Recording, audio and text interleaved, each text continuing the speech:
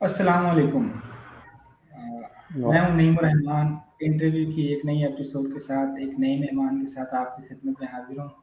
आज हमारे साथ एक हमारे दोस्त और बहुत ही उम्दा शख्सियत यासिर अतीक चौधरी साहब मौजूद हैं।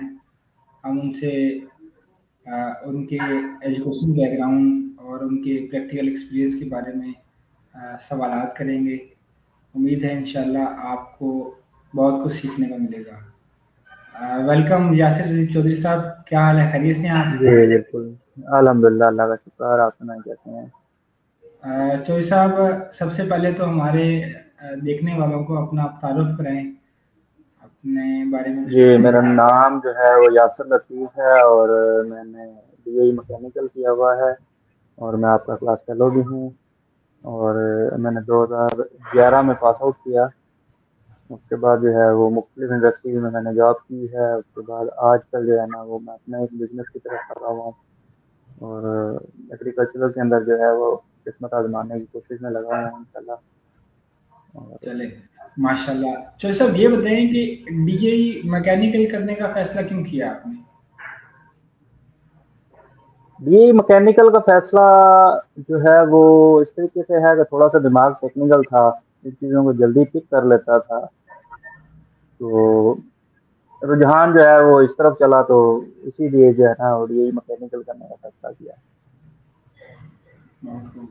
तो मैकेनिकल में कौन से सब्जेक्ट थे जो आपको ज़्यादा पसंद थे कि उसमें आपका इंटरेस्ट ज़्यादा था? कौन से सब्जेक्ट थे? मैकेनिकल के अंदर जो है वो एक तो थी कि वर्कशॉप हो गई, टूल डिज़ाइन हो गई और फाउंड्री हो गई। इन चीज़ों के अंदर ज़्यादा मतलब वो था, इंटरेस्ट भी था और चीज़ों के बारे में थोड़ा बहुत जानता भी था। उस हवाले से काफ़ी जो है ना वो मतलब ज़्यादा इंटरेस्टिंग सब्जेक्ट के अंदर ज़्यादा रहता था। बाकी भी साथ साथ चले हैं लेकिन ज़्यादा रुझान इसी की तरफ था। सही। प्रैक्टिकल लाइफ तो जो है ना वो बड़ी ज़बरदस्त रही है इस मामले के अंदर। सही। तो जो सबसे पहली आपने जॉब कहाँ की डीए से फारिग होने के बाद? डीएई से फारिग होने के बाद मैंने जो है एक सीमलेस पाइप फैक्ट्री है पाकिस्तान के अंदर, हुफाज के नाम से, नूरियाबाद के अंदर। वहाँ पे मैंने जो है वो एज ए असिस्टेंट सुपरवाइजर मैंने अपनी जॉब शुरू की थी, ट्रेनी सुपरवाइजर के नाम से। हुँ, हुँ, हुँ। उस इंडस्ट्री के अंदर जो है वो मैकेनिकल लाइफ के तकरीबन मेन 16 डिपार्ट उस इंडस्ट्री के अंदर थे। फाउंड्री थी और वर्कशॉप थी, वर्कशॉप भी बहुत बड़ी वर्कशॉप थी। हुँ, तो हुँ। टूल डिजाइन के हवाले से बड़ी जबरदस्त इंडस्ट्री थी। मैकेनिकल की बेसिक चीजें अगर सीखनी थी तो वो इंडस्ट्री मेरे लिए जो है वो आज भी जो है ना वो मदर फैक्ट्री कहलाती है। उसके अंदर बहुत कुछ सीखा और जो मेरी लाइफ बनी उसी इंडस्ट्री से बनी। सही। तो जी। आपने किस डिपार्टमेंट में वहाँ पर काम किया? मैंने उस इंडस्ट्री के अंदर अपना कोल्ड्रा डिपार्ट होता है, कोल्ड ड्राइंग के नाम से, उस डिपार्ट में ठीक। मेरी ड्यूटी थी और उसकी जितनी भी टूलिंग वगैरह होती थी वो मैं करता था। बाकी जितने भी सर्विसेज डिपार्ट थे, वर्कशॉप थी और टूल फैक्ट्री थी और हैमरिंग हो गई, फोर्जिंग हो गई, कास्टिंग हो गई और अनीलिंग शॉप हो गई, ये सारी शॉप के साथ जो है ना वो मेरा लिंक रहता था। तो इस हवाले से जो है वो बहुत कुछ सीखा वहाँ पे और बेसिक चीज़ें जो होती हैं इंडस्ट्री की वो सीखने को मिली। हुँ, हुँ, हुँ। तो कोल्ड ड्राइंग क्या जी। होती है? ये इसके बारे में थोड़ा बताएँ, हमें तो नहीं पता इसके बारे में। ये सीमलेस पाइप का एक प्रोसेस होता है जिसके अंदर जो है वो पाइप की जो है ना इनर साइज और आउटर साइज और लेंथ, इस चीज को कोल्ड ड्राइंग के जरिए जो है ना वो मैनेज किया जाता है। और इसके अंदर जो है वो डाई, प्लग और इन दो चीजों का यूज होता है। प्लग जो है बेसिकली इनर साइज के लिए होता है, डाई जो है वो आउटर साइज के लिए होती है। और ये सीमलेस पाइप का एक प्रोसेस है। सही, सही, सही। तो जी। आपने कितना और अर्सा वहाँ ज्यादातर पर इसके काम अंदर किया? मैंने यहाँ पे 2 साल जॉब की है और यहाँ पे ज्यादातर बॉयलर ट्यूब्स हो गए, सीमलेस पाइप हो गए और गैस पाइप लाइन की जो होती हैं सीमलेस पाइप होते हैं, ये बनते हैं। तो कितने साइज़ तक ये पाइप बनाते हैं? 2 इंच, 4 इंच, 6 इंच, कितने साइज़ का पाइप ये लोग बनाते हैं इसको? ये 1/4 से लेके तकरीबन 10 इंच तक का पाइप जो है ना वो डाई का वहाँ पे बनता है। सही, सही, सही। जी। तो काफ़ी बड़ी इंडस्ट्री होगी इसका मतलब है वो।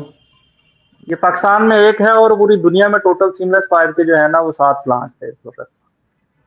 अच्छा, जी चलिए माशाल्लाह, तो आपको बहुत कुछ सीखने को मिला हो इतनी बड़ी फैक्ट्री में। जी, इतनी अल्हम्दुलिल्लाह बड़ी। बहुत कुछ सीखने को मिला। अभी जो है सुना है कि उसको बंद कर दिया है और लाहौर के अंदर एक ग्रुप लेके आया है, बड़े छोटे पैमाने पे लाया है, लेकिन लाहौर के अंदर भी आ गई है। बॉयलर ट्यूब वगैरह ये लोग बना रहे हैं। सही सही सही। क्या वजह बनी है इसके बंद होने की इंडस्ट्री की? इसके बंद होने की बेसिकली वो उनके जो ऑनर्स है उनका इंटरेस्ट था। उन लोगों ने इंटरेस्ट छोड़ दिया और इन्वेस्टमेंट जो है वो करना छोड़ दी, और क्रेडिट ज़्यादा हो गया, लोन ज़्यादा हो गया। उस वजह से जो है ना उनको फ्लॉप होना पड़ा। सही सही सही। तो यासिर साहब, आपने उस फैक्ट्री को छोड़ के कहाँ स्विच किया उसके बाद, किस इंडस्ट्री में फिर आप गए? उसके बाद मैंने स्विच किया, मैं गया एक्साइड पाकिस्तान लिमिटेड के अंदर जो है वो एज ए प्रोडक्शन सुपरवाइजर मैंने ज्वाइन किया। और 8 साल मैंने जो है वहाँ पे जॉब की है as a production supervisor, shift supervisor. तो 8 साल मैंने वहाँ किया। वहाँ पे बैटरीज बनती थी। पाकिस्तान का नंबर 1 ब्रांड है एक्साइड बैटरी के हवाले हम्म, से। मुख्तलिफ रेंज की वहाँ पे बैटरीज बनती हैं। लिथियम हो गई, और ट्यूबलर हो गई, एमएफ हो गई, लेड एसिड हो गई। वहाँ सही पे मैंने सही सही। 8 साल जॉब की। तो 8 साल में वहाँ आपने क्या सीखा? वहाँ पे इंडस्ट्री के अंदर जो है वो मतलब ये कि जिसको बोलते हैं प्रोडक्शन लाइफ में चले गए। बेसिक चीजें तो हमने पहले ही सीख ली थी। उसके बाद प्रोडक्शन लाइफ चली है। प्रोडक्शन के अंदर टारगेट्स वगैरह मिलते थे, उसको अचीव करना है, प्रोडक्शन टारगेट अचीव करने हैं, और मेंटेनेंस को डील करना है, ब्रेकडाउन को जो है वो ट्रीट करना है कि किस तरह मिनिमम साइज पे लाया जाएगा। और इस तरीके से वहाँ पे जो है वो 8 साल हमने जॉब की। ठीक ठीक ठीक। तो ये जहाँ आप काम करते रहे 8 साल एक साइड बैटरी में, तो हमें बताएंगे ये बैटरी जी के अंदर क्या फंक्शन होता है, क्या चीज़ लगी होती है? हमें बॉडी तो नजर आती है, लेकिन इसके अलावा उसमें बताएं क्या होता है फंक्शन उसका? बैटरी के अंदर बेसिकली सबसे पहले जो है वो लेड अलाई के साथ जो है ना वो प्लेट्स बनती हैं, ग्रिड बनती है। ग्रिड को फिर जो है वो अगले प्रोसेस में हम पेस्ट करते हैं उसको, टेस्टिंग एरिया के अंदर ले जाके पेस्ट बनने के बाद फिर उसको चार्ज करते हैं। चार्ज होने के बाद जो है ना वो उसको कटिंग करके जो है वो बैटरी के अंदर फिटिंग की जाती है, असेंबलिंग हो जाती है। फिर उसके बाद जो है ना वो बैटरी तैयार होती है। सही। तो इसके अंदर जो प्लेट लगी होती है जी, वो किस मटेरियल की लगी होती हैं? वो लेड अलाई होता है। लेड लगे होते हैं, ठीक ठीक। लेड अलाई होता है। कुछ जो है वो एंटीमोनल अलाई यूज होता है, और एमएफ के अंदर वो कैल्शियम अलाई यूज करते हैं, और लिथियम के अंदर जो है ना वो लिथियम के मुख्तलिफ ग्रेड आ गए हैं। ग्रेफाइड आ गया है, लिथियम आयन आ गया है। वो प्रोसेस ही अलग हो जाता है लिथियम का। ठीक ठीक लेड ठीक। एसिड के अंदर जो है वो लेड अलाई, एंटीमोनल अलाई और कैल्शियम अलाई यूज करते हैं। ठीक ठीक। तो इसके जो बैटरी के बॉक्सेस बनते हैं, प्लास्टिक के कवर बनता है, ये फैक्ट्री अब जी, खुद बनाती है या बाहर से मतलब आउटसोर्स करती है? एक्साइड वाले जो है वो आउटसोर्स करते हैं। उन्होंने एक वेंडर रखा हुआ है, उनको दूसरी एक कंपनी है वो बना के दे देती है। मटेरियल ये लोग देते हैं, वो सिर्फ बना के उनको दे देती है। और कुछ सही कंपनी ऐसी हैं जिनकी मोल्डिंग शॉप भी अपनी है, वो बैटरी की एक एक चीज खुद बनाते हैं। कुछ होती हैं जो बड़ी कंपनीज हैं, वो क्या करती हैं, वो वेंडर यूज करती हैं। जो वेंडर से जो है ना बनी बनाई लो, अपनी जो है ना वो मतलब दूसरे एक्सपेंसेस खर्च को कम कर लो। हम्म। वो एक हर तो कंपनी की आप अपनी एक पॉलिसी होती है। सही, तो 8 साल आपने वहाँ काम किया एक साइड में, तो उसके बाद किसी और कंपनी में जी, शिफ्ट किया या नहीं किया? उसके बाद मैंने जो है वो ज्वाइन की Force Batteries Private Limited as a shift incharge, assistant manager production के डेजिग्नेशन के साथ। ठीक ठीक। तो 4 साल मैंने वहाँ पे जॉब की है। सही। तो वहाँ जी, वहाँ आपने कुछ नया सीखा जो आपने एक साइड में ना सीखा हो? एक्साइड के अंदर जो है वो मेरी अप्रोच सिर्फ एक डिपार्ट तक थी, 2 डिपार्ट तक। और मतलब 2 डिपार्ट के अंदर काम किया। और फोर्स बैटरी के अंदर आने के साथ जो है वो मैं शिफ्ट इंचार्ज था, तो पूरी शिफ्ट मैनेज करता था। उसके अंदर जो है वो तकरीबन सारे डिपार्ट जो है वो मेरे अंडर काम करते थे। तो इवनिंग के अंदर जो है वो मैं ही देखता था इन डिपार्ट्स को। तो उससे जो है एक्सपीरियंस भी बढ़ा, चीज़ें भी काफ़ी सीखने को मिली मुख्तलिफ डिपार्ट्स का। मतलब बैटरी इंडस्ट्री से रिलेटेड जो है वो हर डिपार्ट को सीखा है वहाँ पे। सही सही। तो फिर उसको छोड़ने की क्या वजह बनी? फोर्स बैटरी को। उसके बाद जो है कुछ फैमिली इश्यूज थे और कुछ जो है वो रुझान ये था कि अपने बिजनेस की तरफ जाना है। सही। तो तो क्या ज्यादा रीजन बेसिकली वही था। तो क्या बिजनेस उसके बाद आपने स्टार्ट किए? बिजनेस जो है वो हम लोगों ने एक मतलब जमीन परचेज की थी, वहां पे अब एग्रीकल्चर का काम शुरू किया है। उसी को अब एक्सटेंड करने की तरफ लगे हुए हैं। अब डेयरी फार्मिंग की तरफ आहिस्ता आहिस्ता जाएंगे। फिर जो है मजीद इसके अंदर जो है वो लेटेस्ट जितने भी हैं वो उसको ऐड करते जाएंगे इंशाल्लाह। सही सही। तो अभी आप क्या मतलब अपनी लैंड पर क्या फार्मिंग किस चीज़ की कर रहे हैं? अभी हमने जो है वो गंदम काश्त की है। उससे पहले चावल की फसल थी, चावल अल्हम्दुलिल्लाह बेहतरीन रहे हैं। वहां से फ्री होके भी गंदम काश्त की है। हम्म। जी। तो आप क्या समझते हैं कि जो हमारी लैंड है ये साउथ पंजाब की, ये जरखेज़ है जी। या इसमें कोई ज़्यादा एफर्ट करनी पड़ती हैं या ज़्यादा केमिकल्स का इस्तेमाल करना पड़ता है? क्या समझते हैं आप? जमीन दरखेज तो जरूर है, लेकिन उसके बावजूद जमीन से जैसा तो मैक्सिमम आउटपुट की तरफ आप जाएंगे तो आपको फर्टिलाइजर यूज करने पड़ेंगे, आपको मुख्तलिफ केमिकल्स जो है वो यूज करने पड़ेंगे।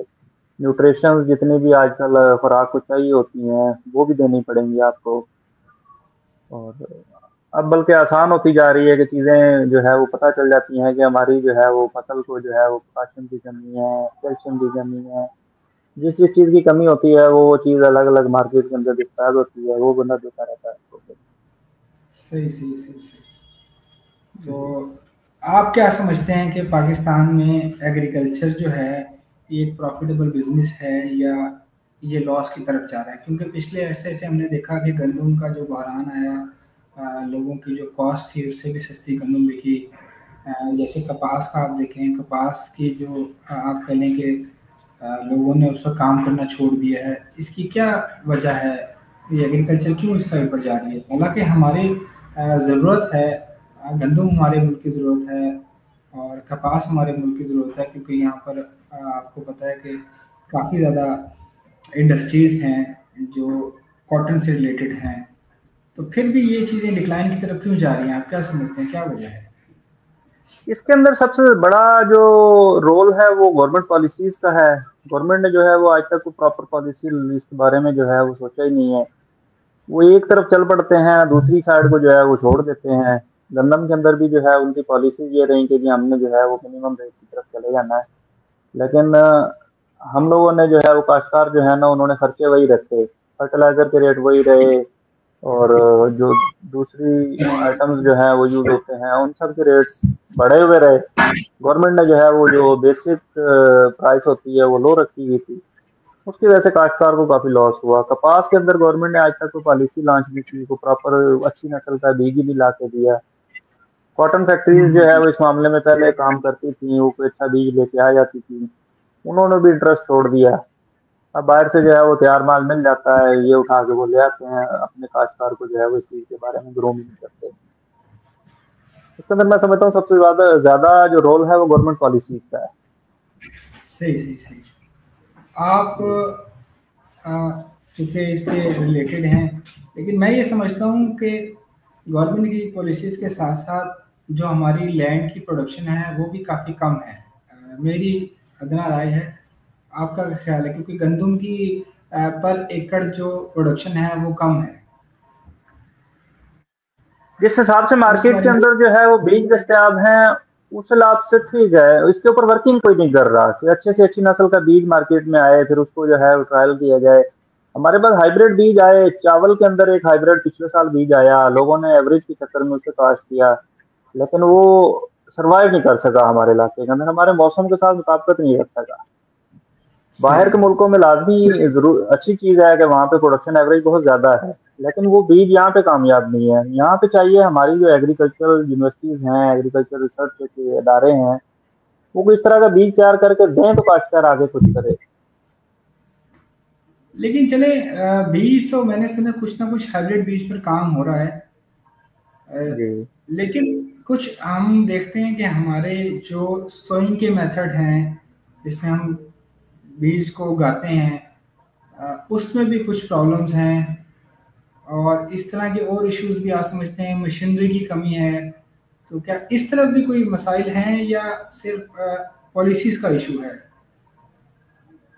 इसके अंदर दो चीजें होती हैं। कॉटन के अंदर जिस तरह आप बात कर रहे हैं, कॉटन के अंदर जो है वो अच्छी नस्ल का बीज नहीं आया, और मेरे इलाके के अंदर तकरीबन कॉटन नापैद हो गई है। इसकी वजह यह है कि कॉटन का बीज अगर अच्छा मिल जाता है उसकी एवरेज मिलेगी, एवरेज यहाँ पे है ही नहीं है इस वक्त, और बीमारी बहुत ज्यादा पड़ जाती है उस चीज को। और पेस्टिसाइड इंडस्ट्रीज जो है वो हमारी इस तरीके से है कि 2 नंबर दवाइयां हैं, दवाई स्प्रे महंगी से महंगी लेके आओ, असर ही नहीं करती। तो और ये चीजें बड़ी मैटर करती हैं कि बीज अच्छी नस्ल का हो, उसके बाद पेस्टिसाइड हो गई, फर्टिलाइजर हो गई, ये वाली क्वालिटी की हो, उसका चेक एंड बैलेंस ही नहीं है हमारे माहौल के अंदर। ठीक ठीक ठीक। तो जब ये चीजें नहीं होंगी तो किसान जो है वो एवरेज नहीं ले सकता। सही सही। हमारी तो एवरेज सर, गंदम की जो है वो तकरीबन 40 से 50 मन के राउंड अबाउट रहती है।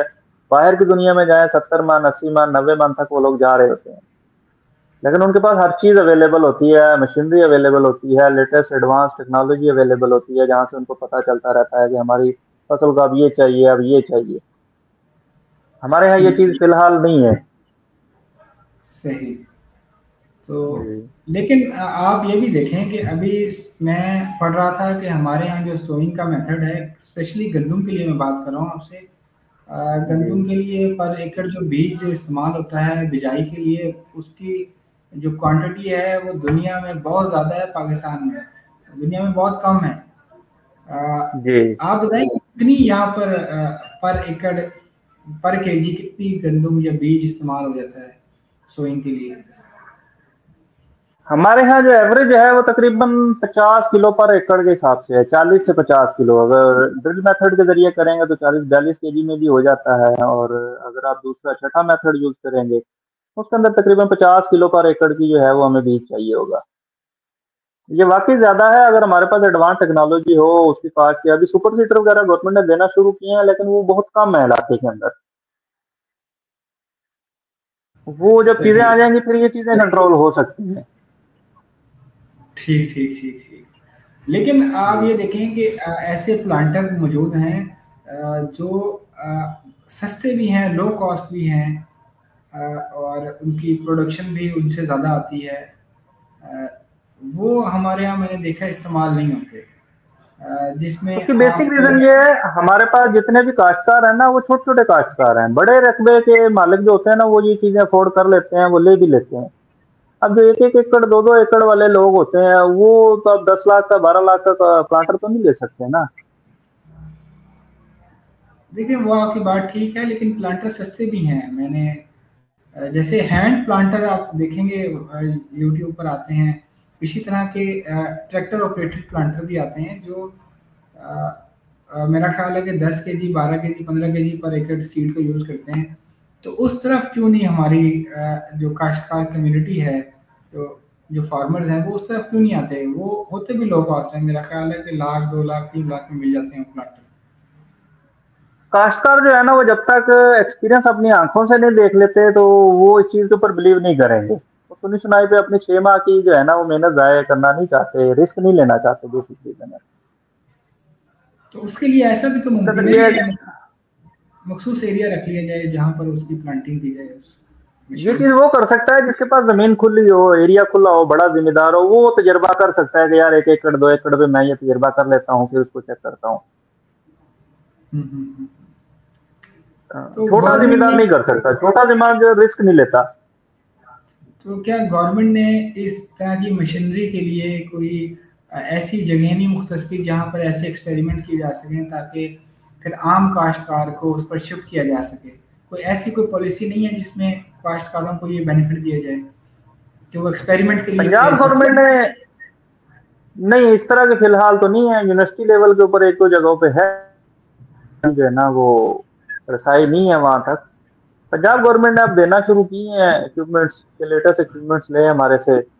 उससे आपकी लेबर कॉस्ट भी बचेगी, आपकी जो है वो सीड की कॉस्ट भी बचेगी। वर्किंग कर रहे हैं ये लोग, लेकिन अभी टाइम लगेगा उस चीज तक जाने में हमें। जी सही कह रहे हैं आप, लेकिन मेरा ख्याल है कि हमारी जो काश्तकार कम्युनिटी है उसको इन इक्विपमेंट्स की तरफ जाना चाहिए। ताकि इससे मैक्सिमम बेनिफिट्स ले सकें? नहीं, जाना चाहिए, जरूर जाना चाहिए, लेकिन बात फिर वही आ जाती है कि छोटा काश्तकार जो है ना वो 2 बार सोचता है इस चीज के ऊपर, क्योंकि वो उसने कहना कि यार मैं अब काम करूंगा, रिजल्ट उसका 6 महीने बाद मिलना है मुझे। तो 6 महीने जो है ना वो रिस्क नहीं लेता, वो कहता है यार जो चल रहा है इसी को चलने दो। सही सही सही। जब ये चीजें आम हो जाएंगी, बड़े काश्तकार यूज करके इसको कर देगा ट्रायल रन के, जी हाँ जी बिल्कुल ओके है, मैंने यूज करके देखा है, और लोग देख ही लेंगे, फिर इस तरफ जाना शुरू हो जाएंगे ऐसा ऐसा। उसके लिए थोड़ा टाइम लगेगा, लेकिन हो जाएंगी। जो साहब आप तो माशाल्लाह पढ़े लिखे भी हैं, मैकेनिकल के बैकग्राउंड से भी हैं, मशीनरी को समझते भी हैं, तो आपने ऐसा तजुर्बा करने का क्यों नहीं सोचा? फिलहाल तो नहीं, लेकिन इंशाल्लाह उम्मीद है, इंशाल्लाह नेक्स्ट जो है ना वो मैंने करने हैं 2-3 ट्रायल, प्लान एक बना हुआ है कि उसके ऊपर मैं ट्रायल रन करूंगा। जी, चलिए बहुत अच्छी बात इंशाल्लाह है ये नेक्स्ट नेक्स्ट ईयर से इंशाल्लाह जरूर। तो अच्छा, इसके अलावा आप बताएं कि आपने चले ये गंदम और चावल की तरफ तो आए, बाकी जो हमारी फसलें हैं जो ऑफ सीजन आती हैं, या इस तरह की जो फसलें हैं जो सेंसिटिव होती हैं एनवायरनमेंट से, तो उस तरफ जाने का आपने नहीं सोचा कि उसकी तरफ भी जाया जाए, उन पर काम किया जाए, बजाय इसके कि जो कन्वेंशनल या रिवायती तौर पर जो लोग काश्तकारी कर रहे हैं उससे हट के किया जाए? ये इंशाल्लाह प्लान में है, नेक्स्ट ईयर के अंदर जो है ना वो ट्रायल करेंगे इन चीज़ों के ऊपर भी, टनल फार्मिंग की तरफ भी जाने का इरादा है, और डेयरी फार्मिंग के अंदर कुछ जो है वो लेटेस्ट टेक्नोलॉजी यूज़ करने का इरादा है। ये तो पहला साल तो जो है ना वो हम नहीं कर सके, लेकिन इंशाल्लाह अगले साल में प्लान किया हुआ है कि आहिस्ता आहिस्ता जो है ना इन चीज़ों की तरफ जाएंगे। सही सही सही। चलिए बहुत अच्छी बात है जो सब आप पढ़े लिखे आदमी हैं और इस तरफ जाना चाह रहे हैं, और हमारे मैं जी समझता हूँ कि हमारे एग्रीकल्चरल पूरे सेटअप को ऐसे लोगों की ज़रूरत है जो पढ़े लिखे हों, जो इस सेक्टर को ऊपर लेके जाएं, जी क्योंकि जो बिल्कुल ऐसा ही है। तरीके से जो करते आ रहे हैं उसकी वजह से हमें नुकसान हो रहा है एग्रीकल्चर में, जी, पर ना ही वो काम कर पा रहे हैं। मेरा तो यही ख्याल है, आपकी राय इस बारे में क्या, आप बताएं? इस चीज़ के अंदर अगर आपको एक्सपीरियंस आपके इर्द गिर्द में किसी ने किया हो, फिर ज़्यादा जल्दी जो है ना वो लोग पिक कर लेते हैं। वो पिछले साल लोगों ने जो है वो हाइब्रिड की तरफ जाने की कोशिश की, उनको लॉस हुआ, उस चक्कर में लोग इस तरह डरे कि इस दफा जो है ना वो उस तरफ जाने की उन्होंने सोचा भी नहीं। हम्म, हम्म, हम्म। हाँ, ये चीजें जो है ना बड़ी तो मैटर कर दूसरा रही हैं, ये, जो जो चीजें। जी अच्छा, अब ये तो चलिए बात होगी आपके करंट बिजनेस की, तो आप सिर्फ ये बताएं अपने पर्सनल लाइफ के बारे में कि आपके क्या शुगल हैं, अगर आप फ्री होते हैं, आप कोई स्पोर्ट्स पसंद करते हैं, क्या आप करते हैं अपने फारिग टाइम में? हर एक टाइम में जो है ना वो मोबाइल देख लिया, टीवी देख लिया, न्यूज के अंदर थोड़ा बहुत इंटरेस्ट ले लिया, थोड़ी बहुत पॉलिटिक्स देख लीजिए, मुल्की हालात किस तरफ जा रहे हैं, तो इन्हीं चीजों के अंदर गुजर जाती है लाइफ। कहीं कोई गेम नहीं की, कोई गेम पसंद हो आपको? बैडमिंटन है, हॉकी है, टेबल टेनिस है, क्रिकेट है, कोई गेम आप पसंद करते स्कूल हैं? लाइफ के अंदर क्रिकेट खेलते रहे हैं हम लोग, तो बस उसके बाद प्रैक्टिकल लाइफ में ऐसा गए हैं, फिर खेलने को दिल नहीं किया, फिर जो है ना हर कोई नफसा नफसी में पड़ा हुआ है, तो उस चक्कर में जो है ना फिर अब ना वो पुराने दोस्त मिले, ना फिर जो है ना वो पुरानी यादें दोबारा ताज़ा कर सके हम लोग। सही सही सही। तो आप बताएं, स्कूल टाइम में खेलते थे, कॉलेज टाइम में खेलते थे, अभी भी इंटरेस्ट है या खत्म हो गया?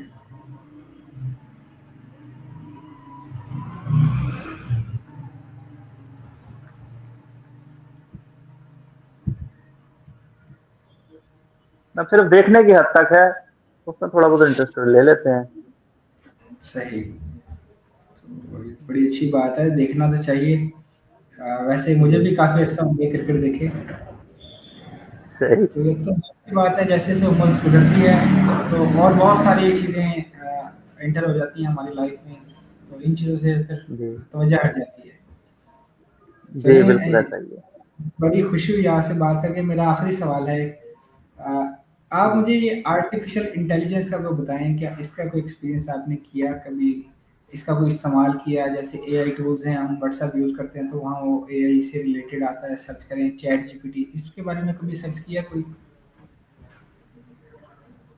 आर्टिफिशियल इंटेलिजेंस जो है वो इंसान की लाइफ को थोड़ा इजी कर गई है पहले से। पहले जो है ना वो बंदे को खमना पड़ता था कोई चीज ढूंढने के लिए। अब 2 मिनट का काम है, मोबाइल खोलो, लैपटॉप खोलो, उसके अंदर जो है वो चीज जो है ना वो मिनटों के अंदर, सेकंड्स के अंदर मिल जाती है। इंडस्ट्री के अंदर जो है वो इसका बड़ा रोल आ गया है। जिस टेक्नोलॉजी को जो है वो बनाने में, ढूंढने में टाइम लगता था, को फॉल्ट आ गए हैं, उनको सोल्यूशन नहीं मिल रहा। अब यही खोलो, उसके अंदर जो है चैट जीपीटी के अंदर जाओ, तो आपको उस टेक्नोलॉजी से रिलेटेड हर चीज मिल जाएगी। तो काफी आसान कर दी है इस चीज ने लाइफ। सही। चले चोई साहब, बड़ी खुशी हुई आपसे बात करके। उम्मीद है हमारे सुनने वालों के इल्म में बहुत इजाफा हुआ होगा, बल्कि डबल इजाफा हुआ होगा। एग्रीकल्चर से रिलेटेड भी इंफॉर्मेशन को मिली होगी और मैकेनिकल से रिलेटेड भी मिली होगी। तो मैं अब आपसे इजाज़त चाहूँगा।